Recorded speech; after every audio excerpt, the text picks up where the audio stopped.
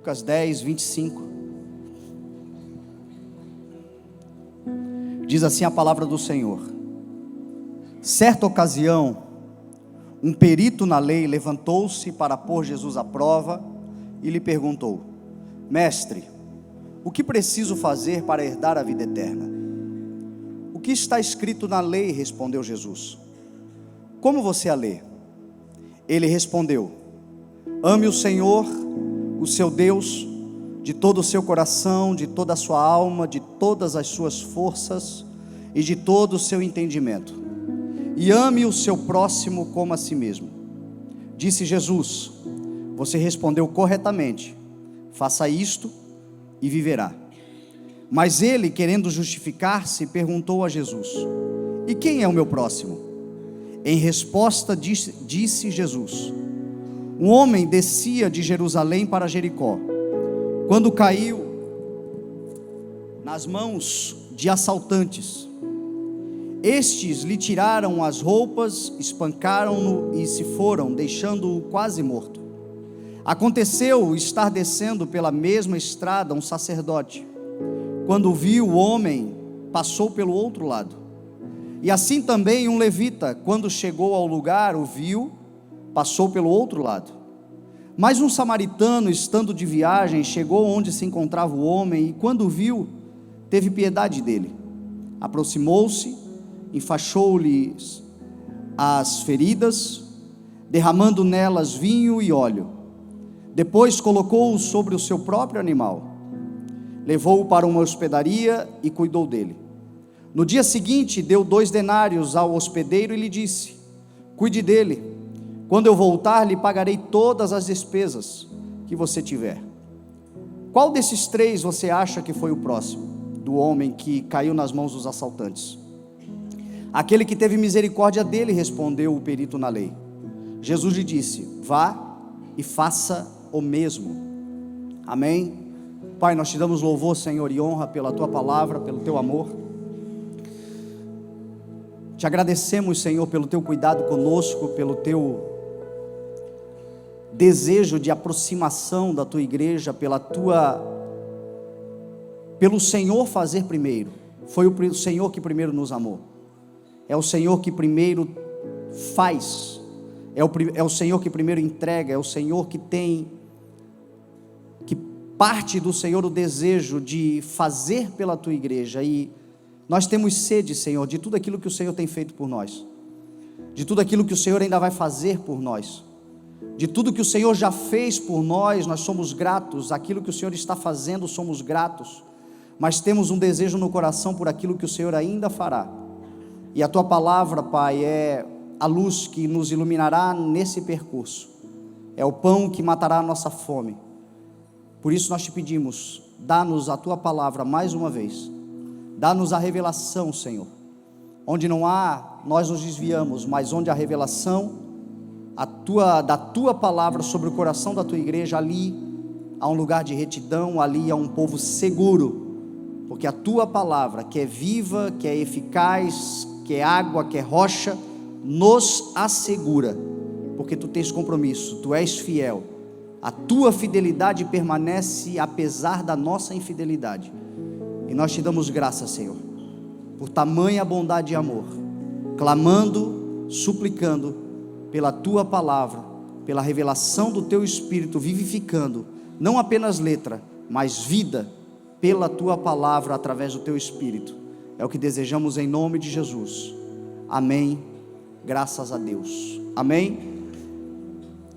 Um dos textos da palavra do Senhor, porções, uma porção da palavra do Senhor que para mim é uma das mais especiais, é a porção do primeiro capítulo da carta aos Hebreus, que há divergência sobre quem escreveu. Alguns acreditam que foi Paulo quem escreveu, não há uma concordância geral, mas o primeiro capítulo da carta aos Hebreus, está escrito que Deus falou muitas vezes e de muitas maneiras aos nossos antepassados por meio dos profetas. Então o Senhor sempre falou na terra, o Senhor sempre se manifestou na terra. O Espírito de Deus está na terra desde antes da formação do mundo como existe. A terra era sem forma e vazia, mas o Espírito de Deus já se movia sobre a face das águas, diz a palavra do Senhor. E o Espírito de Deus, por meio de visitação, por meio de inspiração, por meio de profecia, sempre falou aos antepassados. Deus sempre falou. O texto de Hebreus diz que falou muitas vezes e de muitas maneiras. Quando a gente vê o Velho Testamento, lê o Velho Testamento, nós percebemos as manifestações de Deus de várias formas. Mas o que nos inspira, o que me inspira no texto e o que serve para nós é que o texto continua dizendo: mas nestes últimos dias falou-nos por meio do Filho,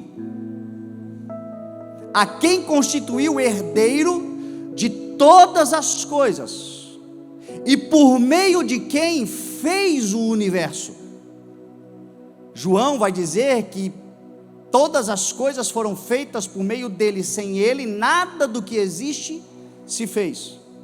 O escritor na carta aos Hebreus vai dizer que pela fé nós cremos que o universo foi formado pela palavra de Deus, de modo que aquilo que se vê não foi feito do que é visível. João escreve que ele é o Verbo, ele estava com Deus, ele é Deus, tudo foi feito por ele, pelo poder da palavra. Quando Deus disse haja luz, o haja é Cristo, que cria, que traz à existência. Todo o universo foi formado por meio dele. Isso inclui você, isso inclui a mim, isso inclui tudo que vemos, tudo que contemplamos. Nesses últimos dias falou-nos por meio do Filho, a quem constituiu herdeiro de todas as coisas, e por meio de quem fez o universo. E aqui vem a parte mais especial. O Filho é o resplendor da glória de Deus, a expressão exata do seu ser, sustentando todas as coisas pela sua palavra poderosa. Ele não apenas cria, mas ele sustenta aquilo que ele cria. Ele não apenas traz à existência o que não existe como se já existisse, mas uma vez que ele traz à existência, ele se compromete com a subsistência. Ele se compromete. Por isso que você não tem o que temer. O mesmo Deus que te criou é o Deus que te protegerá.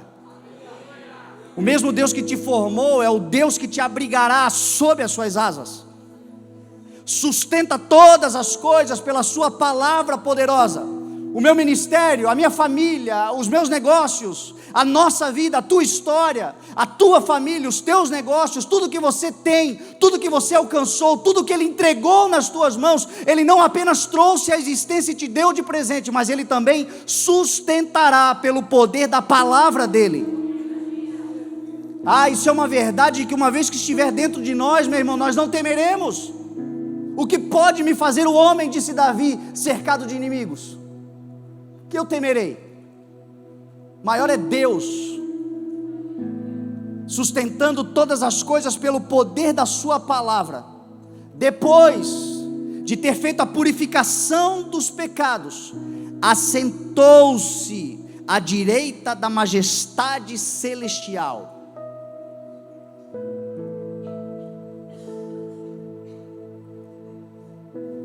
E hoje tem um nome que é sobre todo nome, o nome sobre o qual todo joelho se dobra, toda língua confessa que Ele é o Senhor. Agora o texto, ele é maravilhoso, porque o texto diz que Ele é o resplendor, Ele é a manifestação daquilo que de Deus pode ser conhecido. Ele é a expressão exata de quem o Pai é. Cristo veio à terra para apresentar o Pai, para manifestar o reino do Pai Celestial, do Deus Todo-Poderoso. Veio para tornar conhecido. Ele disse: aquele que me vê, vê ao Pai. Quando Filipe o questionou, mostra-nos o Pai, ele disse: Filipe, depois de eu ter estado tanto tempo, tu me pedes, mostra o Pai, quem me vê, vê ao Pai. O Pai está em mim, e o Pai através de mim realiza a sua obra. Então ele é o resplendor, ele é a expressão exata de quem Deus é. E esse texto, eu estou citando ele porque o texto que nós lemos, a história que nós lemos, é uma conversa de Jesus com um perito na lei, com um hebreu, com um israelita, com um cidadão em Israel, conhecedor profundo. Nós estamos falando de um perito, de alguém que sabe detalhes da lei. Mas mesmo esse homem, diante de Cristo, não reconhece quem Jesus é. Jesus diz: as escrituras falam de mim, e vocês leem cuidadosamente as escrituras, pensando que nela está a vida eterna, e elas falam de mim, e vocês não me reconhecem, e vocês não me percebem. João vai dizer: ele veio para os seus. Quem são os seus? Israel. Mas os seus, debaixo da lei ele veio, como um judeu, como alguém sujeito à lei dada a Moisés, debaixo do sacerdócio e da lei mosaica. Veio para os seus, mas os seus não o receberam. Contudo, os que o receberam, os que creram no seu nome, e aí inclui nós, deu-lhes o direito de se tornarem filhos de Deus.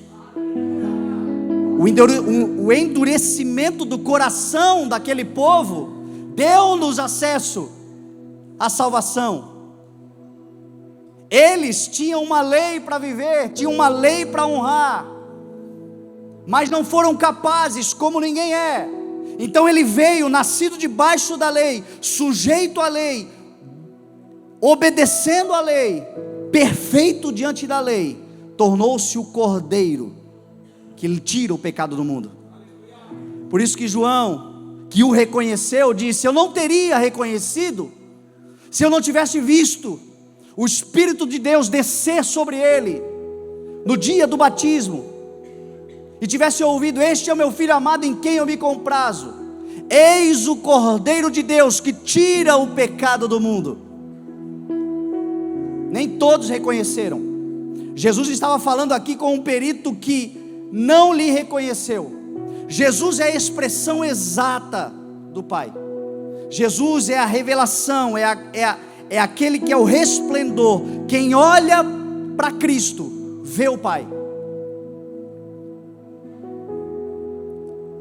E é muito importante nós entendermos isto,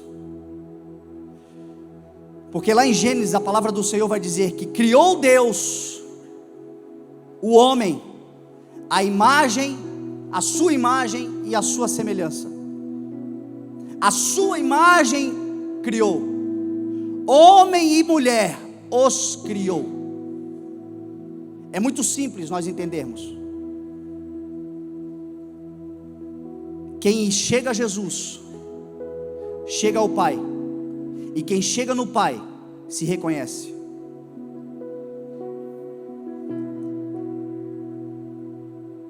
Quem vê Jesus, vê o Pai, e quem vê o Pai, consegue ver a si mesmo. Você não está entendendo?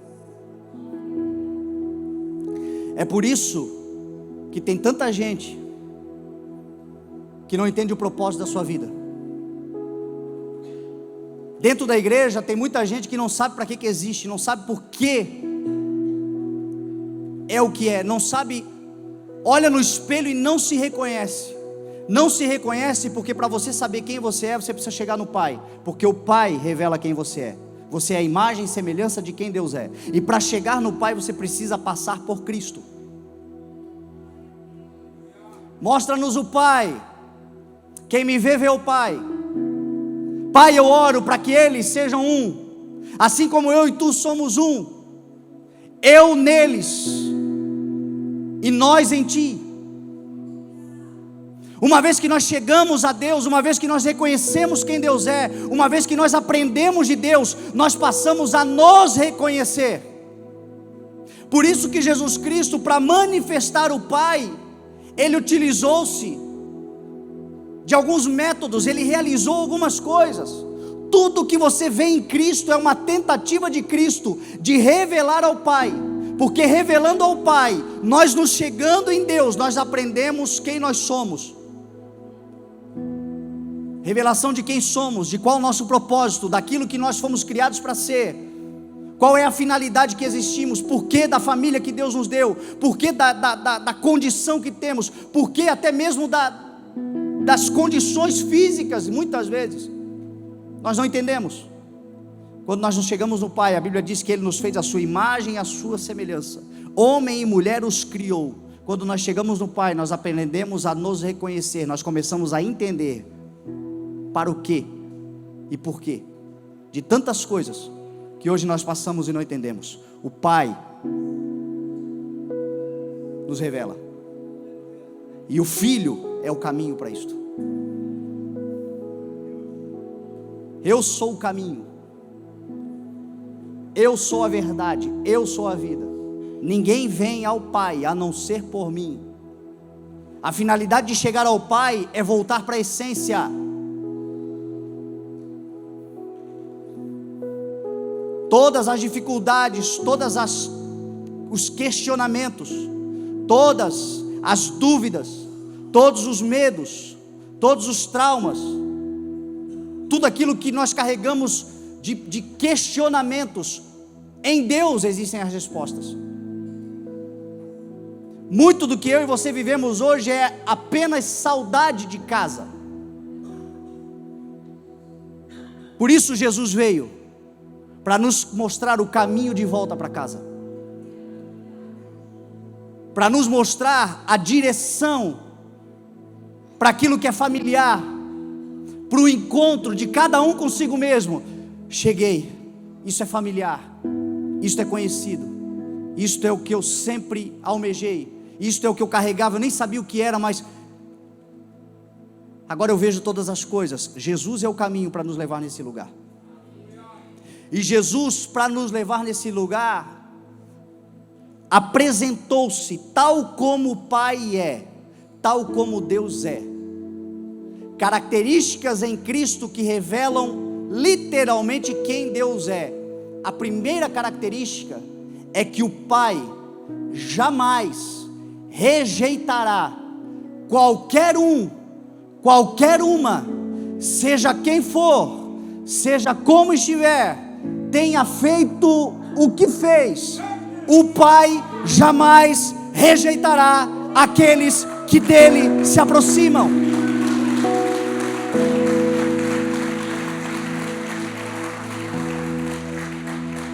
Jesus disse: todo aquele que o Pai me der virá a mim, e aquele que vier a mim eu jamais rejeitarei.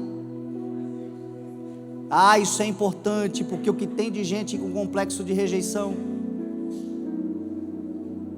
o que tem de gente com complexo de rejeição, talvez lá do passado, uma rejeição paterna, uma rejeição materna, uma rejeição familiar,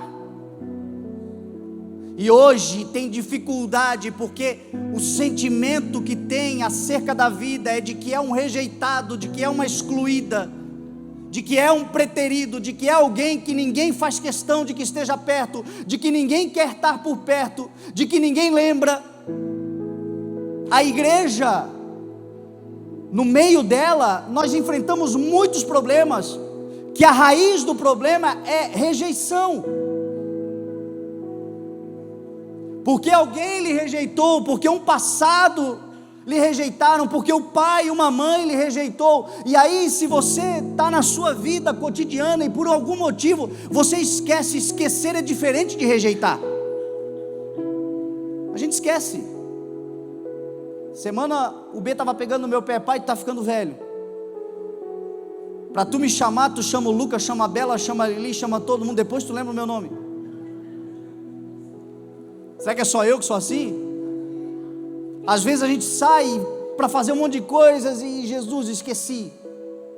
E na igreja não é diferente. Às vezes a gente se esquece de alguém. Às vezes a gente marca alguma coisa, uma comunhão, e se esquece de mandar uma mensagem. Esquecimento não é rejeição, é só esquecimento. Um remedinho para a memória, uma anotação numa agenda. O problema é que as pessoas tratam o esquecimento como rejeição. Tem gente que só esqueceu de te ligar, mas não te rejeita, te ama. Mas é o complexo de rejeição. Por que o complexo de rejeição existe no coração de muita gente? Porque ele ainda não conheceu o Pai. Aquele que vier a mim, de maneira nenhuma eu lançarei fora. Vocês me buscarão e vocês me encontrarão, disse o Senhor. Mas é esse sentimento de rejeição, ainda que seja algo forte relacionado à tua família. Deus disse através do profeta, Deus falando, o Pai de Hebreus 1, antes da manifestação de Cristo aos nossos antepassados, Isaías, 750 anos antes de Cristo se manifestar, Deus falou por meio de Isaías: haverá uma mãe que se esquece do seu filho a quem amamenta, haverá uma mãe que rejeita o seu filho que lhe nasceu, ainda que uma mãe seja capaz de abandonar o filho a quem amamenta, eu jamais abandonarei aqueles que me buscarem, jamais me esquecerei dos meus. É uma marca do Senhor, meu irmão. Por isso a primeira coisa que você tem que ter no teu coração é que se você se aproximar, se você buscar, se você desejar, se você abrir o teu coração, se você tão somente crer, você nem precisa fazer nada, essa é a verdade. Se você só crer que Deus é bom e que é com você e que te ama, o Espírito de Deus está procurando verdadeiros adoradores, pessoas que reverenciam o nome do Senhor, pessoas que creem absolutamente no nome do Senhor. O Espírito de Deus está procurando, o Pai está procurando verdadeiros adoradores que o adoram em espírito e em verdade. São esses os adoradores que o Pai, é o Pai que procura. Livre-se do complexo de rejeição, de autocomiseração, de coitadismo, de nhenhenhen, de mimimi. Coisa chata é isto.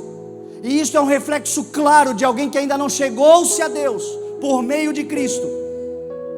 Porque aquele que vem a Cristo é trazido pelo Pai. Todo aquele que o Pai me der virá a mim. Nós estamos aqui numa igreja, nós estamos aqui num momento de comunhão, nós estamos aqui num momento de culto. Mas eu creio absolutamente alguns chamam de conspiração do universo. Eu gosto de chamar de Jesuscidência, que é aquilo que o Senhor promove. A Bíblia diz que o Senhor efetua em nós tanto querer quanto realizar. Talvez você passou por dificuldades para chegar até aqui, talvez muitas coisas se levantaram como oposição para você chegar aqui, mas o mesmo Deus que efetuou em você o querer, realizou, e aqui você está, porque você se achegou ao Senhor, você saiu de casa para se achegar ao Senhor, porque o Pai lhe deu a Cristo, e aquele que em Cristo está, jamais será rejeitado. Isso significa dizer que aquilo que você necessita, você não sairá daqui de mãos vazias. Aquilo que é importante para o propósito de Deus na sua vida, aquilo que de fato o Senhor promove sobre você, peçam e vos será dado, busquem e vocês encontrarão, bata e a porta lhe será aberta, porque todo aquele que pede, recebe, diz o Senhor. Todo aquele que busca, encontra, diz o Senhor. E todo aquele que bate, a porta lhe será aberta, diz o Senhor. Se nós, homens, mesmo quando achamos que somos bons pais e mães, o Senhor diz que somos maus, mesmo achando que somos bons. Mas se o nosso filho pede um peixe, nós não damos uma cobra. Se pede um pão, nós não damos uma pedra. Quanto mais o Pai Celestial, saberá dar o Espírito Santo a todo aquele que a Ele pedir. É o maior presente que eu e você podemos receber, o dom do Espírito. O dom do Espírito nos dá habilidade, capacidade, força, poder para realizarmos todas as demais coisas. Arrependam-se, disse Pedro na primeira mensagem. Sejam batizados em nome do Senhor Jesus e recebam o dom do Espírito Santo.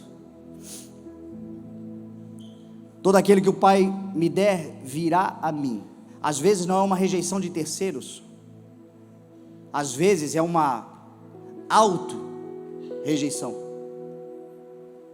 Tem gente que não se aceita como é, ninguém fala nada para ela, pelo contrário, as pessoas tentam agradá-la, levantar a bola dela, levantar a autoestima, mas é ela que ao se olhar não se identifica, é ela que ao se olhar não se reconhece, é ela que ao olhar para o seu reflexo num espelho, rejeita quem é, como é.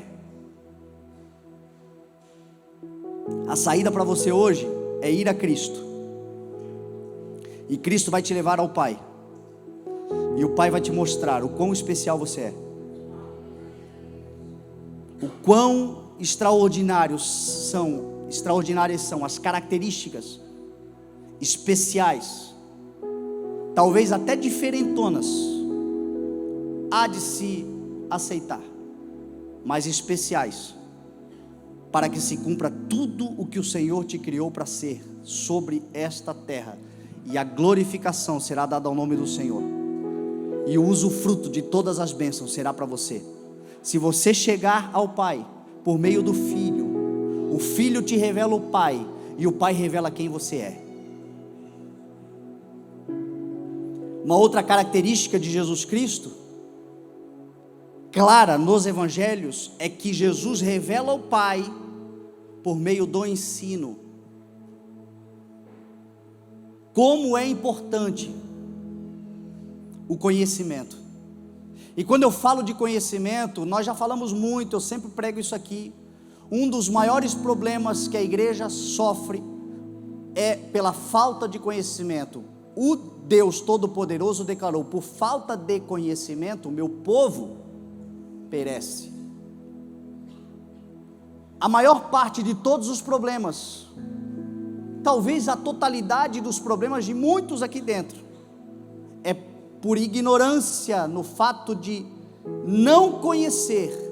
E o conhecimento que Jesus traz é o gnosis. Eu estou falando de conhecimento de quem Deus é, dos propósitos de Deus, daquilo que Deus constituiu, da palavra de Deus, dos princípios do reino de Deus.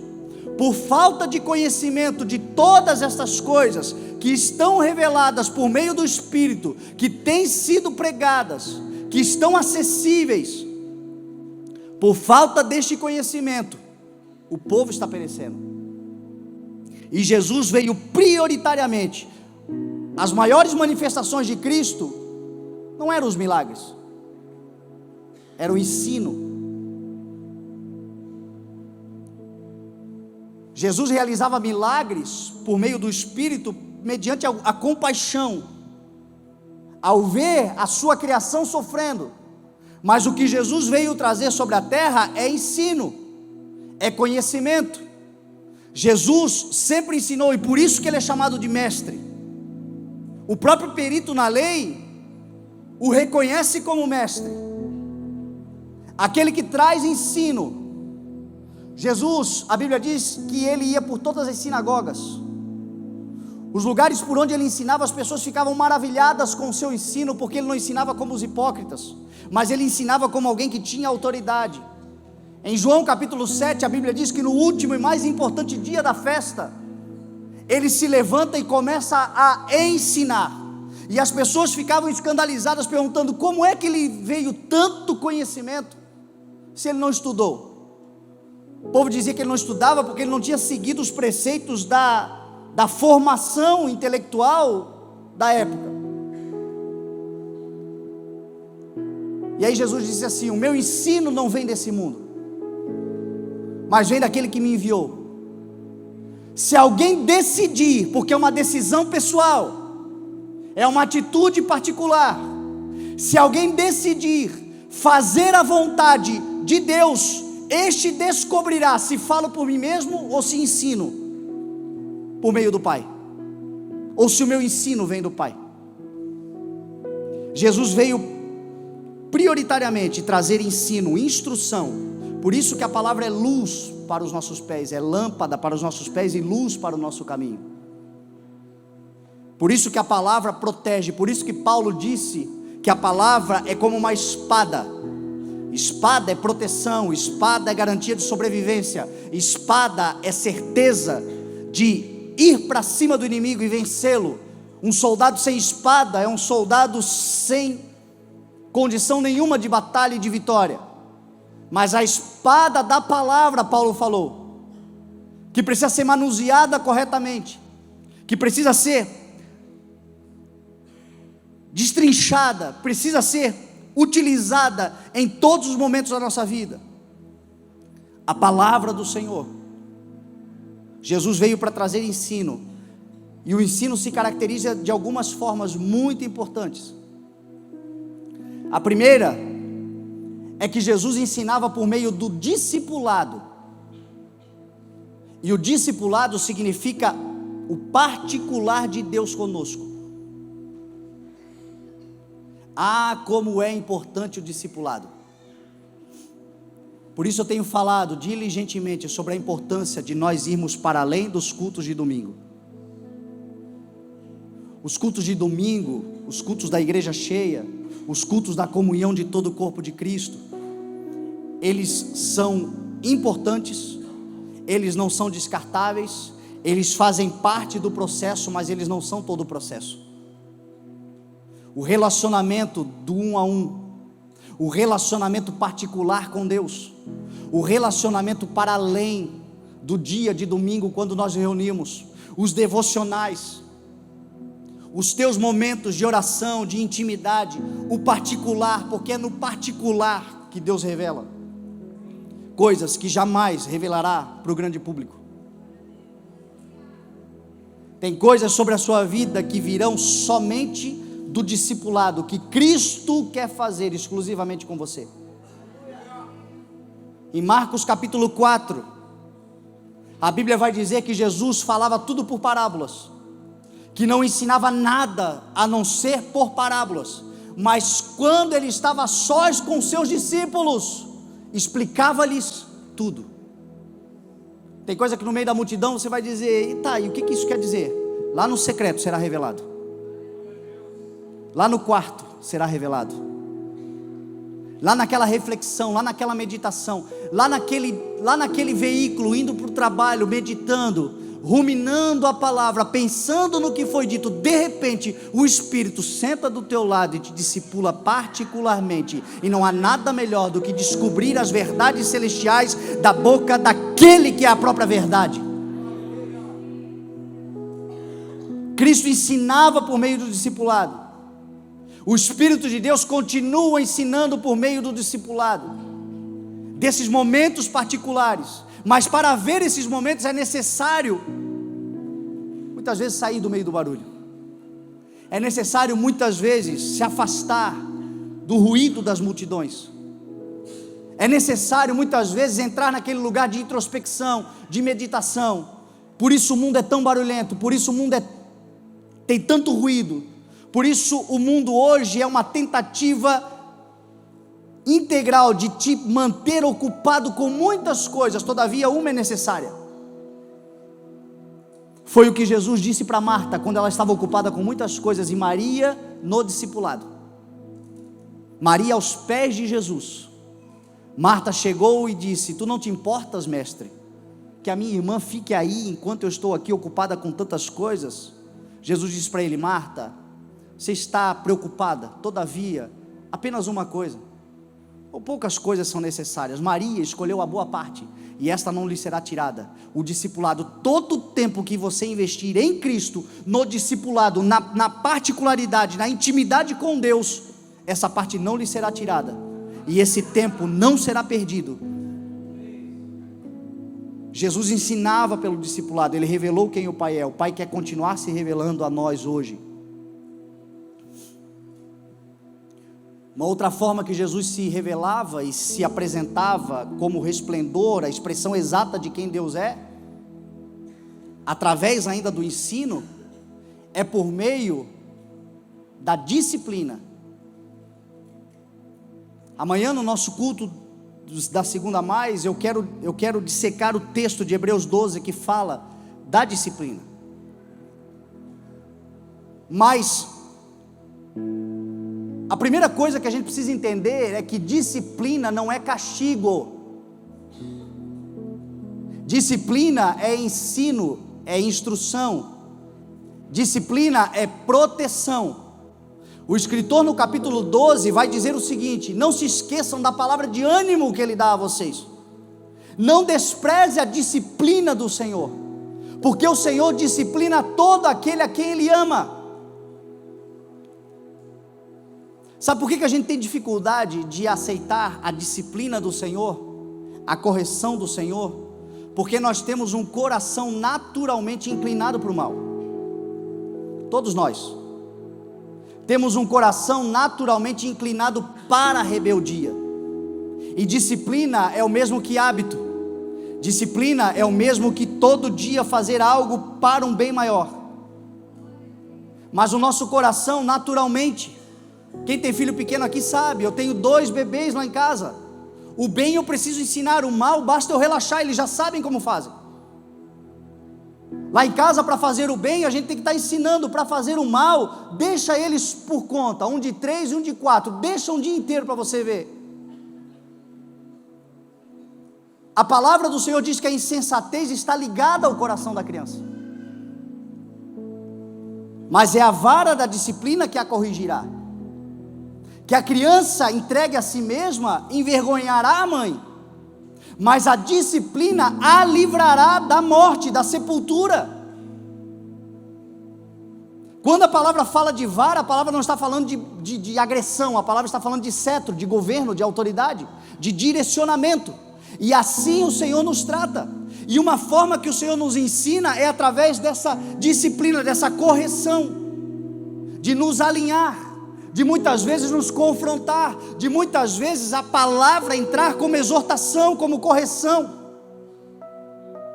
A espada, que quando entra, discerne, vai lá na junta, na divisa das juntas e medulas, da alma e do espírito, revelando as intenções do coração.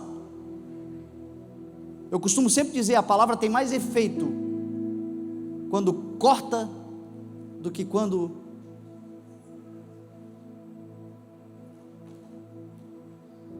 porque é um sinal da palavra de Deus. A palavra tem mais efeito quando nos confronta do que quando nos conforta. Pela disciplina nós estamos crescendo. Olha o que o escritor vai dizer: nós tínhamos pais que nos disciplinavam durante um curto período conforme a sua vontade, mas Deus nos disciplina para que participemos da sua santidade. Olha que maravilha que é a disciplina do Senhor. Não existe nos multiversos, no universo, em toda a terra, embaixo da terra, nos oceanos, embaixo dos oceanos, nos maiores e mais profundos abismos da terra, não existe lugar que se compare ao Santo dos Santos,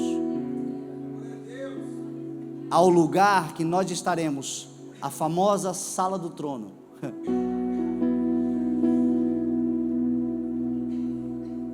É a disciplina do Senhor que nos conduz para esse lugar.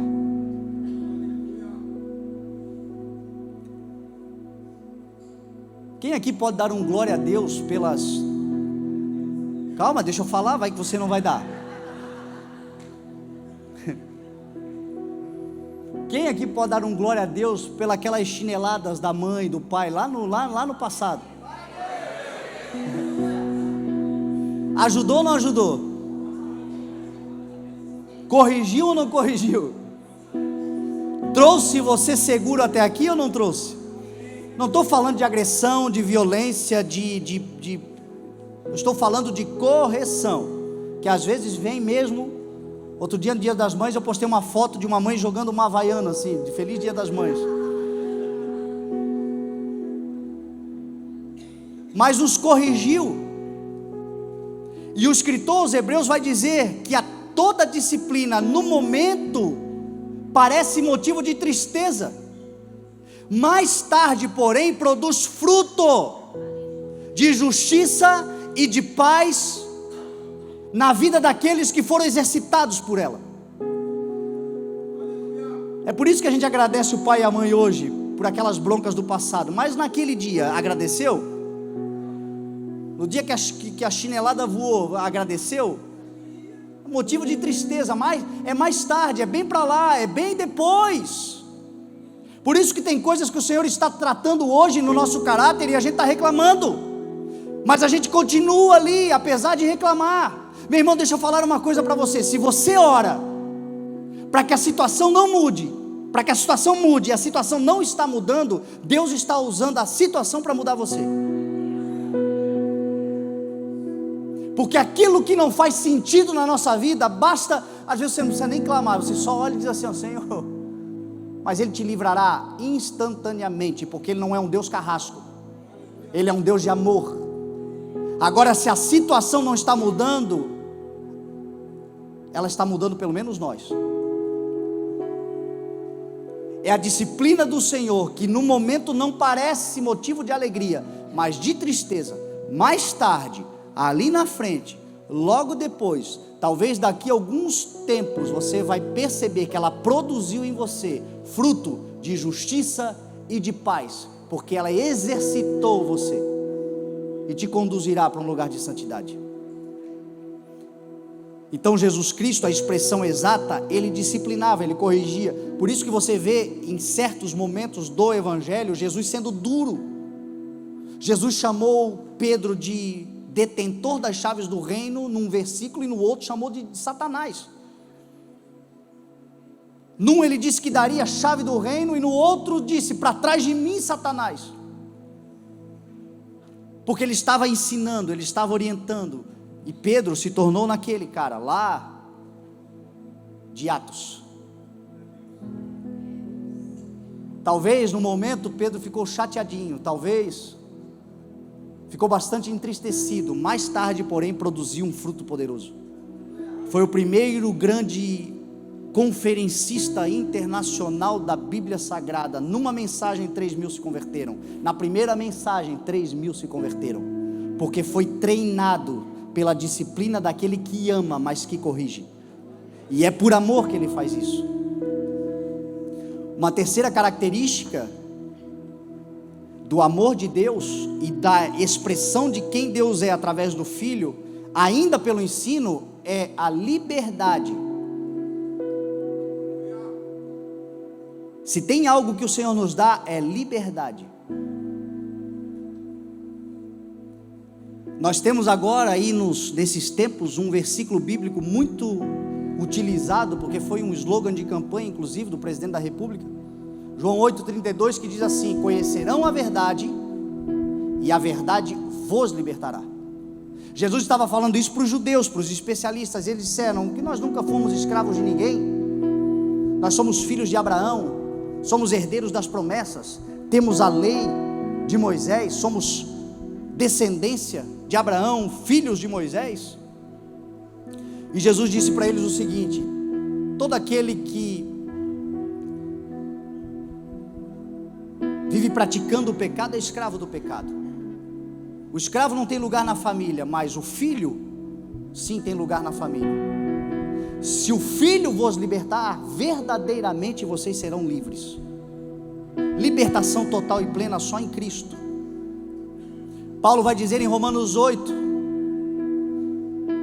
pois agora nenhuma condenação há para aqueles que estão em Cristo Jesus, pois por meio de Cristo Jesus, a lei do Espírito de vida me libertou da lei do pecado e da morte. Em Gálatas capítulo 5, Paulo vai escrever: foi para a liberdade que Cristo nos libertou. Portanto, não se deixem mais uma vez serem subjugados, voltarem para a escravidão.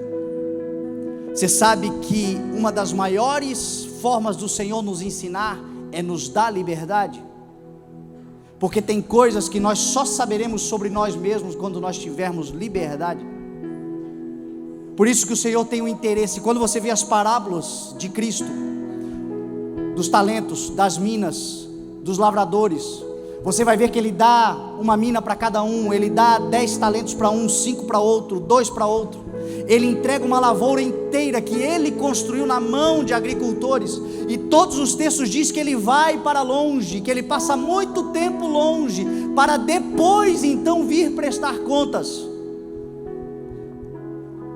Tem vezes que a gente acha que o Senhor nos abandonou. Ele não nos abandonou, Ele já nos libertou, Ele já nos deu talentos, Ele já nos deu o dom do Espírito Santo, Ele já nos deu todas as habilidades que nós precisamos. Ele agora ausentou-se para, na liberdade que nos dá, provar o nosso coração. E às vezes sabe o que a gente faz? A gente pega tudo isso e enterra. Ou a gente, tão dominado pela escravidão do mundo, precisa que alguém em Cristo nos escravize. Por isso que a religião existe. Por isso que a religião do domínio, do controle existe até hoje. Religiosidade é controle, é dominação. Por isso que tem muita gente que parece que para Deus estar com ela, ela precisa, para ela ter o sintoma da presença de Deus, ela precisa ter alguém lhe controlando. Tem gente que não consegue viver a liberdade porque ainda não entendeu que Deus está ensinando através da liberdade. A Bíblia diz ainda em Hebreus que todas as coisas estão descobertas e expostas diante daquele que havemos de prestar contas. Chegará um dia em que cada um de nós estará diante do Senhor. Por isso não adianta julgar o outro. Por isso é perda de tempo ficar julgando a vida do outro. Por isso que é perda de tempo ficar acusando, ficar cuidando da vida de outro. Tem gente que, se Deus der uma tartaruga, ele perde a tartaruga porque ele está de olho na vida do outro. Foi para a liberdade que Cristo nos libertou. Eu já fui criticado como pastor de não ficar controlando as pessoas. Você sabia disso? Já fui criticado por pessoas que acham que, por eu não ficar controlando, dominando, querendo saber o que está fazendo, como está fazendo, a hora que está fazendo, incomodando, estando em cima, parece que como pastor não está cuidando. Meu irmão, o que sustenta a ovelha e mantém ela no rebanho não é cerca, é pasto, é alimento. A função do pastor é apacentar, e apacentar significa levar a pastagens para comer o alimento.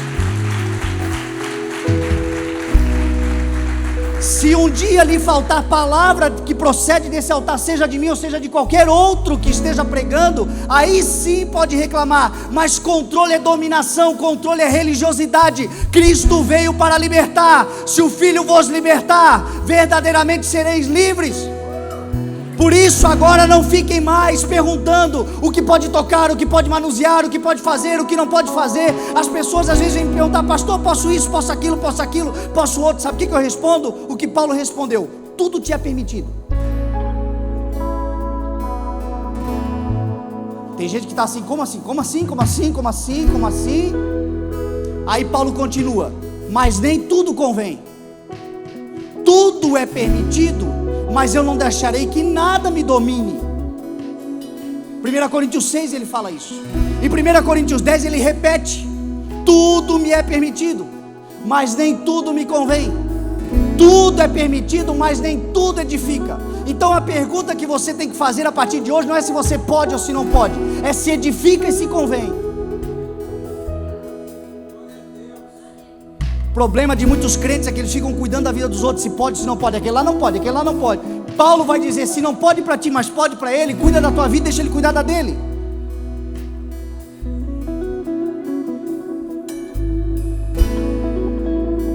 Liberdade de consciência o Evangelho traz.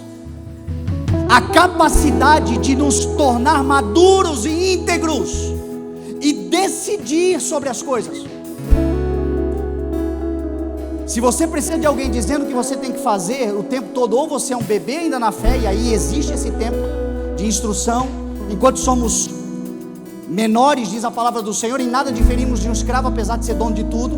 Mas eu estou falando agora para pessoas que já estão crescendo, que já estão se alimentando de alimento sólido. Se você precisa de alguém para te controlar, você ainda está sob um jugo de escravidão, porque em Cristo o Evangelho te dá a consciência de escolher o melhor caminho, baseado naquilo que edifica, naquilo que convém. O que edifica, é aquilo que cumpre, que promove, que estabelece, que auxilia, que coopera para o projeto de Deus na minha vida. Então tem lugares que o Senhor coloca alguns aqui, que é permitido, claro que é, mas não convém. É permitido, claro que é, mas não edifica. O Paulo que escreve na primeira carta no capítulo 6 e na primeira carta de Coríntios no capítulo 10, no meio, no capítulo 8, ele diz assim: tomem cuidado, para que no exercício da liberdade de vocês não se tornem pedra de tropeço para os fracos. Então tem questões na nossa vida que não se trata se eu posso ou se eu não posso, mas se trata de também eu cuidar daquilo que está à minha volta, porque eu até posso, até me convém, nem destrói nada, não me domina, entretanto um fraco pode cair. Então no exercício da liberdade, livre mesmo é aquele que não se condena naquilo que pratica, e na prática daquilo que não lhe condena não atrapalha a vida dos outros. Fui claro? Livre é quem não se condena naquilo que pratica, e na prática daquilo que é liberdade para si mesmo, não atrapalha a vida dos outros. Isso é ser uma igreja saudável. Isso é uma igreja que está olhando para o ensino de Cristo e está aprendendo com Ele, e está crescendo nele, e está buscando nele, e está se edificando nele, e está se consolidando nele, e está crescendo. Amém ou não amém? Vamos nos colocar de pé. De manhã eu ainda consegui falar alguma coisa sobre o texto. A conversa, porque tudo isso aqui é uma introdução para você entender a conversa que Jesus teve com o perito. Porque a conversa que Jesus teve com o perito, toda essa introdução precisa ser dada para você entender que Jesus estava falando com alguém que conhecia de toda a lei, mas não conhecia quem Cristo era. Amanhã no nosso culto da Segunda Mais, nós vamos ministrar com a Bíblia na mão esse texto. Se você puder estar, esteja, será uma bênção. Se você não puder estar, na terça-feira vai estar na rede social a gravação da mensagem. Mas para você entender o tamanho do amor de Deus, o que Jesus Cristo fez, meu irmão, tem coisas extraordinárias, mas se eu começar a falar, a gente vai entrar, e se entrar, aí vai longe. Então eu quero orar com você, que nessa noite chegou nesse lugar, e de alguma forma a palavra de Deus falou com você. Não tem nenhum apelo específico para fazer, porque a multiforme graça do Senhor falou com cada um aqui de alguma forma. Mas se a palavra de Deus falou com você nessa noite, e você deseja, por meio da oração, consolidar, por meio da comunhão, solidificar tudo aquilo que o Senhor colocou dentro de você nessa noite, sai do teu lugar, vem à frente, vamos orar juntos, como igreja, vamos levantar um lugar, um altar de clamor, de adoração ao Senhor, em nome de Jesus.